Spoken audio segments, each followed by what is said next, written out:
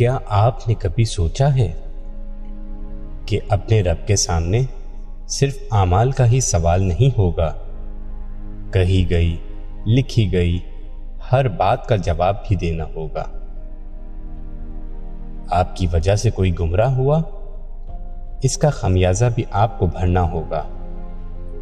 ممکن ہے آپ کسی کو کسی کے خلاف بھڑکا کے خود اس بندے کے ساتھ نارمل ہو جائیں اور دوسرا شخص نفرت میں مبتلا ہو جائے۔ جواب آپ کو اس کا بھی دینا ہوگا، اسی لیے مثبت رہیے اور مثبت سوچ رکھیے۔ روتے ہوں کو ہنسائیے اور بچھڑے ہوں کو ملائیں، اور اپنے علم کے ذریعے لوگوں کو اللہ اور اس کے رسول صلی اللہ علیہ وسلم کی محبت میں مبتلا کریے۔ ایک دن ہم سب کو اس دنیا سے رخصت ہونا ہے اور باقی رہ جائیں گی ہماری لکھی ہوئی تحریریں، اپلوڈ کی ہوئی تصویریں۔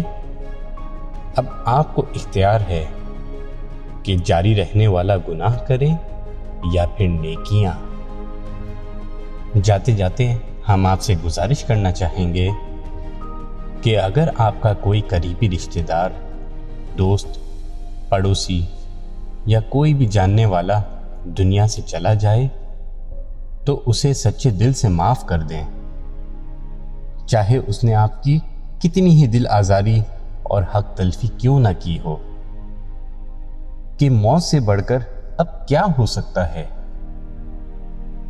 وہ ہمیشہ کے لیے دنیا سے چلا گیا ہے اور اب لوٹ کر کبھی نہیں آئے گا، لیکن ہو سکتا ہے کہ آپ کا معافی نامہ اسے قبر و حشر کی سزا سے بچا لے، اور اس احسان کے بدلے اللہ تعالی آپ کی بھی بخشش اور مغفرت فرما دیں۔